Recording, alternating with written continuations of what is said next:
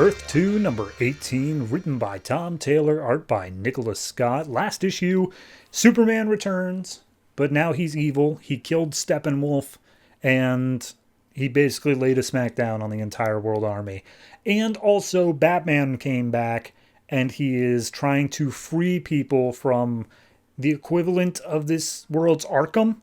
So we open up here with basically everyone's still just recovering from Superman breaking Arkham, which is now the Arkham Command Center. Mr. Terrific is going through the wreckage. He's like, hey, is everyone cool? Everyone fine? And we see Commander Khan is basically pinned underneath some rubble. He's got like something impaling him. He's like, I don't think I'm cool. I don't think I'm fine. So the Flash is running around and he's like, hey, is everyone okay? Is everyone doing fine? And he's just like, I don't know. He's like, what's Superman up to? He's like, he's just hovering there. It's like he's looking for something. And Flash is like, well, better give him something to look at then. So he immediately runs, grabs a rock, and throws it at Superman's head.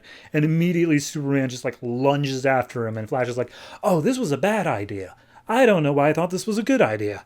So inside of the Arkham facility where Batman is currently staring down, I don't even know what her name is here, Major Sato.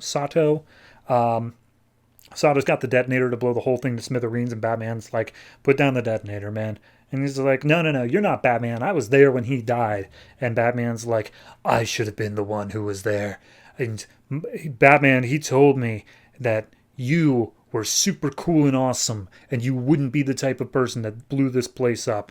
And Sato's like, you're right, I wouldn't. He's like, great, awesome, I'm going to need your help. I got 3 people I got to deal with.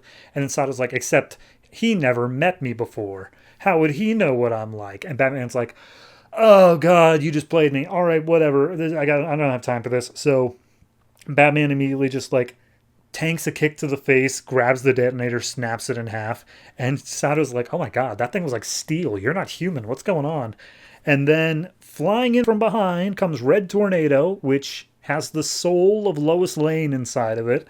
And she pins Batman against the wall. And just like, hey, soldiers leading up to this place were beaten almost to death. Was that you? And Batman just grabs her robot arm and she's like, I'm made of steel. How are you doing this? And he just is about to punch Lois in the face. And Lois is like, what happened to you, Bruce? And then Batman pauses. He's like, Bruce? And then all of a sudden, Sato shoots Batman in the head. And seemingly that's the end of it. Seemingly he's just like, yeah, all right, he was a threat.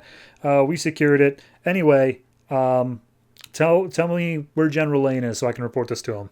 And Lois is like, my dad's dead. And she's like, oh, God, Lois, you're in there. Oh, sorry about your dad. Anyway, hey, where'd Batman go? And Batman's already unsealing a bunch of the Arkham containers because they're all in like these gaseous pods or whatever. He opens up the first one and the arm lunges out, grabs him by the throat, and he's just like, no, we're cool. This is Aquawoman, and we see a character I've never seen before, completely fresh to me, but she is a queen of Atlantis. And he kneels before her. So then we cut to Flash, who is currently running across the pyramids of Giza. And he's like, I am going faster than I have ever gone before. And like, it's honestly freaking me out a little bit that Superman is still hot on my ass. And as he runs across the oceans, he gets zapped by Superman's Omega Beam heat vision, which causes him to stumble. Superman grabs him by the ankle and just be like, I should kill you right now. But you could be useful to Darkseid. So instead, I'm just going to do this. And he snaps Flash's ankle. So we cut back over to Mr. Terrific and Commander Khan. And Mr. Terrific is basically trying to figure out a way to get him out from under the rubble because it missed his vital organs. He is still going to live, but like they got to get him out. And if they move the rubble, the whole place is going to come down. There's no way to deal with this. So he calls in Sandman and says, hey, Sandman, you need to teleport him and not the rubble. Like, you need to teleport him around the rubble. Can you do that? And he's just like, I don't know, I guess. Give it a shot.